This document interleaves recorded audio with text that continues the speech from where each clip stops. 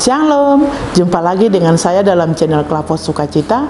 Saat ini kita hendak membaca dan merenungkan firman Tuhan, tetapi sebelumnya mari kita berdoa. Tuhan Yesus, firman-Mu telah Engkau berikan bagi kami menjadi terang dan suluh dalam perjalanan kehidupan kami. Berikanlah hikmat dan pengertian bagi kami Tuhan, supaya kami mengerti dan mampu kami lakukan dalam kehidupan kami setiap hari. Di dalam nama Tuhan Yesus firman yang hidup, kami berdoa. Amin.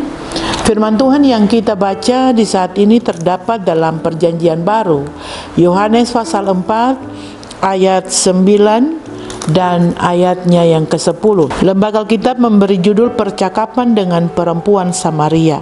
Ayat 9, kata perempuan Samaria itu kepadanya, "Bagaimana mungkin engkau, seorang Yahudi, minta minum kepadaku, seorang perempuan Samaria?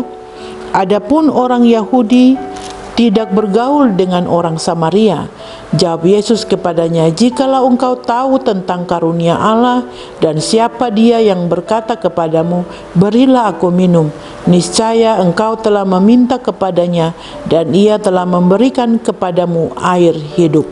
Demikianlah firman Tuhan. Yang dikatakan berbahagia adalah semua kita yang membaca, mendengar, dan yang melakukannya. Sahabat Klavos yang Tuhan Yesus kasihi, saya berikan tema pada perenungan ini adalah semua kita berharga di mata Tuhan. Sahabat Klavos yang Tuhan Yesus kasihi, orang Israel dan orang Samaria, hidup mereka tidak rukun.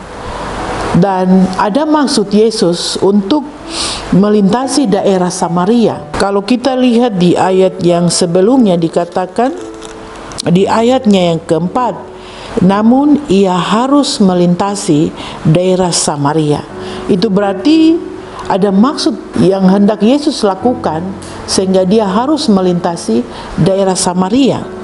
Yaitu lewat, kalau kita baca dari ayat 1 dan seterusnya, itu menceritakan bahwa Yesus mau bahwa perempuan Samaria ini dipulihkan. Kita tahu bersama tentang perempuan Samaria ini, kehidupannya bagaimana, dan ia memiliki berapa suami. Semua kita pasti sudah mengetahui tentang cerita perempuan Samaria ini. Nah, Yesus lewat di daerah Samaria punya tujuan, yaitu untuk memulihkan, atau Yesus mau memulihkan seorang perempuan Samaria. Dan dari kisah perempuan Samaria ini ada beberapa hal yang mau disampaikan bagi Bapak Ibu Saudara dan saya. Yang pertama, bahwa marilah kita memiliki hati seperti Yesus. Yesus mengasihi tanpa syarat. Nah, terkadang kita sebagai manusia, kita mau mengasihi seseorang, kita melihat dari latar belakangnya. Atau kalau ketika kita mengetahui orang itu banyak melakukan kesalahan dan pelanggaran, mungkin kita akan membatasi jarak dan sebagainya. Tapi mari kita belajar dari Yesus. Dia mengasihi perempuan Samaria ini. Maka bagian pertama mau mengingatkan kepada kita, mari kita mengasihi tanpa syarat.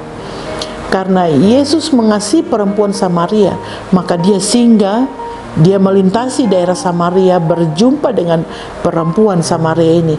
Lalu ada percakapan dengan perempuan Samaria. Dan dari percakapan Yesus dengan perempuan Samaria ini, akhirnya perempuan Samaria ini dipulihkan.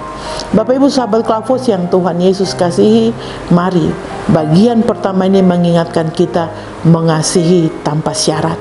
Siapapun yang kita temui dan siapapun yang kita hadapi, sekalipun mungkin dia punya pengalaman yang buruk atau mungkin dia pernah melakukan kesalahan dan pernah menyakiti kita, mari kita belajar dari Yesus. Mengasihi tanpa syarat berarti mari kita mengasihinya, berikan kesempatan kedua baginya untuk memperbaiki hidupnya menjadi lebih baik. Memang tidak mudah Bapak Ibu sahabat Klavos. Mengasihi tanpa syarat ini tidak segampang yang kita ucapkan. Ketika kita mengasihi orang yang menyakiti kita, itu memang tidak gampang Bapak Ibu. Tapi marilah belajar dari Yesus dan minta kekuatan dari Tuhan, maka kita pasti mampu melakukan hal kasih ini. Mengasihi tanpa syarat berarti kita tidak bisa menghakimi orang lain ketika dia melakukan kesalahan dan pelanggaran. Kita tidak bisa menghakimi, menjustis dan sebagainya. Tetapi mari kita rangkul dia kembali supaya dia merubah dan memperbaiki hidupnya seperti apa yang dilakukan Yesus. Yesus tahu persis kehidupan perempuan Samaria ini, tapi Yesus mau berbicara dengan perempuan Samaria ini dan memberi pemahaman kepada perempuan Samaria ini sehingga akhirnya dia dipulihkan dan dia menjadi berkat, menjadi saksi bagi banyak orang, dan banyak orang menjadi percaya kepada Yesus. Bapak Ibu sahabat Klavos yang Tuhan Yesus kasihi, mari kita memiliki kasih tanpa syarat. Marilah kita memiliki kasih yang tidak dibatasi oleh ruang dan waktu, tidak dibatasi oleh hal-hal yang kita inginkan dan sebagainya, tetapi marilah kita memiliki kasih seperti kasih Yesus kepada perempuan Samaria ini. Yang kedua, dari kisah sesuai dengan tema yang diberikan di saat ini, semua kita berharga di mata Tuhan. Maka bagian kedua ini mau mengingatkan kepada Bapak Ibu Saudara dan saya bahwa semua kita berharga di mata Tuhan. Semua kita pasti punya masa lalu yang kelam, atau semua kita pasti punya masa lalu yang boleh dikatakan orang buruk dan sebagainya.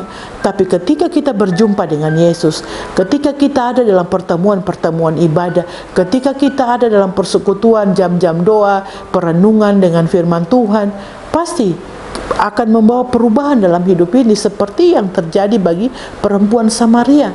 Ketika dia berjumpa dengan Yesus, terjadi percakapan dengan Yesus, hidupnya berubah. Dia pergi dan memberitakan tentang Yesus kepada banyak orang, dan pada akhirnya orang banyak mempercayai. Nah, bagian ini mengingatkan bahwa perempuan Samaria ini pun Yesus pakai dia untuk hormat dan kemuliaan nama Tuhan, menandakan bahwa semua kita berharga di mata Tuhan. Bapak Ibu sahabat Klavos yang Tuhan Yesus kasih, seberat sekelam apapun masa lalu kita, tapi ketika hari ini Tuhan percayakan kita untuk hormat dan kemuliaan nama Tuhan, maka lupakan yang lalu, berjalan maju untuk hormat dan kemuliaan nama Tuhan. Kita harus terus bangun kesadaran kita bahwa semua kita berharga di mata Tuhan. Maka talenta karunia yang Tuhan berikan bagi Bapak Ibu Saudara dan saya, mari kita pergunakan hanya untuk hormat dan kemuliaan nama Tuhan. Karunia talenta yang Tuhan berikan bagi kita bukan hanya soal materi dan sebagainya, bukan hanya soal nyanyian, pujian dan berkhotbah seperti ini. Apapun yang Tuhan berikan bagi kita, baik kita diberikan talenta karunia untuk menyampaikan firman, berdoa, kita diberikan jabatan, kita diberikan kepercayaan dalam tugas dan pekerjaan, baik itu di pemerintahan, di perusahaan, di mana saja kita diberikan kepercayaan karunia dengan harta yang melimpah, dengan kekayaan dan sebagainya. Pakailah untuk hormat dan kemuliaan nama Tuhan.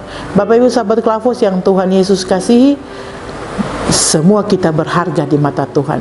Tuhan mau pakai kita hari ini untuk hormat dan kemuliaan nama Tuhan. Ketika Tuhan taruh kita di hari ini, jangan lagi mengingat kembali lagi ke masa lalu, tapi pandanglah ke depan bahwa Tuhan mau pakai saya untuk hormat dan kemuliaan nama Tuhan. Sebagaimana perempuan Samaria, Yesus pakai dia luar biasa, Tuhan pakai dia luar biasa untuk hormat dan kemuliaan nama Tuhan. Maka Bapak Ibu Saudara dan saya pun ketika berjumpa dengan Tuhan, mendengar firman Tuhan, maka pasti kita akan diubah. Maka pasti hidup kita berbeda dari yang lama, berubah kepada hal-hal yang baik. Bapak Ibu Saudara, sekali lagi bangun kesadaran kita, semua kita berharga di mata Tuhan. Kiranya Tuhan Yesus yang punya firman memberkati kita sekalian. Amin. Mari kita berdoa. Terima kasih Tuhan, lewat perenungan di saat ini kami diingatkan untuk memiliki hati, memiliki kasih tanpa syarat seperti Yesus. Dan kami juga diingatkan bahwa semua kami berharga di hadapan Tuhan. Maka Tuhan pakai kami untuk hormat dan kemuliaan nama Tuhan. Diberkatilah semua kami, keluarga kami, anak-anak kami, pekerjaan kami, pelayanan kami, usaha kami ada dalam berkat pertolongan pertolongan penyertaan Tuhan. Di dalam nama Tuhan Yesus kami berdoa, mengucap syukur dan bermohon kepadamu. Amin. Shalom, Tuhan Yesus memberkati.